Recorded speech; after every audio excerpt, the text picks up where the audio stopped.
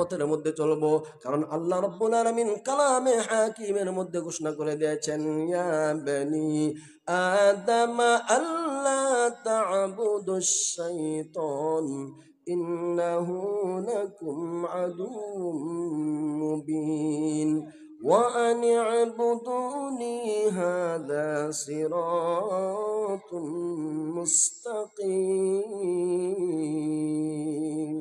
سبحان আল্লাহ বলেন, ইয়া বনি আদম আল্লাহ তা'বুদুশ শাইতান, হে বনি আদমের সন্তানেরা, আমি রব্বুল আলামিন তোমাদেরকে কি জানায় দেই নাই শয়তান তোমাদের প্রকাশ্য দুশমন।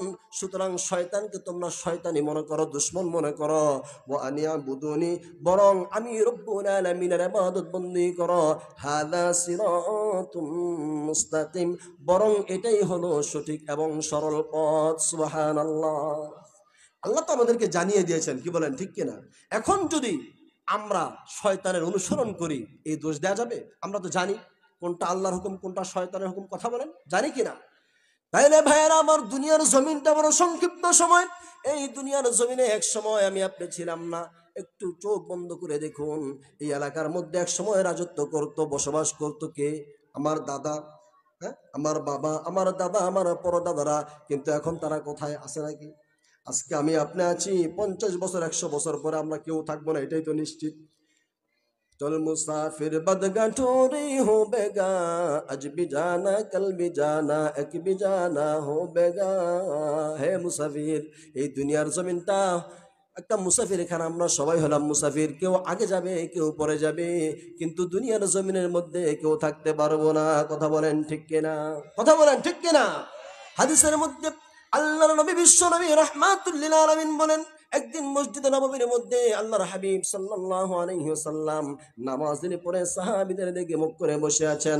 মুখ করে বসে থাকার পরে সাহাবীদেরকে বলল, হে আমার সাহাবীরা শোনো, প্রতিদিন বসেন, ওই দিন প্রতিদিনের মতো ওই দিন বসলেন। বসার পরে সাহাবায়ে কেরামকে জিজ্ঞাসা করলেন, হে আমার সাহাবীরা বলো, এই দুনিয়ার জমিনে সবচেয়ে বুদ্ধিমান কে? কি বলেন? আমাদের জানা দরকার আছে না নাই? কেউ কেউ বললো, ইয়া রাসূলুল্লাহ, ইয়া হাবিবাল্লাহ, ও আল্লাহর নবী, এই দুনিয়ার মধ্যে মনে হয় যার সম্পদ আছে বেশি, সেই বেশি বুদ্ধিমান, বুদ্ধির জোরে অনেক সম্পদ অর্জন করেছে।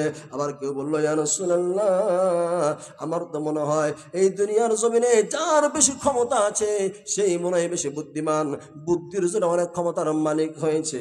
আবার কেউ কেউ বললো, ইয়া রাসূলুল্লাহ, ইয়া হাবিবাল্লাহ, ও আল্লাহর নবী, আল্লাহু আ'লামু ওয়া রাসূলুহু, আল্লাহ এবং আল্লাহর রাসূল ভালো জানেন কে বুদ্ধিমান। সাহাবায়ে কেরামদের মন্তব্যগুলো শোনার পরে বিশ্ব নবী রাহমাতুল লিল আলামিন বললেন, হে আমার সাহাবীরা শোনো, সম্পদ হলেই যদি বুদ্ধিমান হওয়া যেত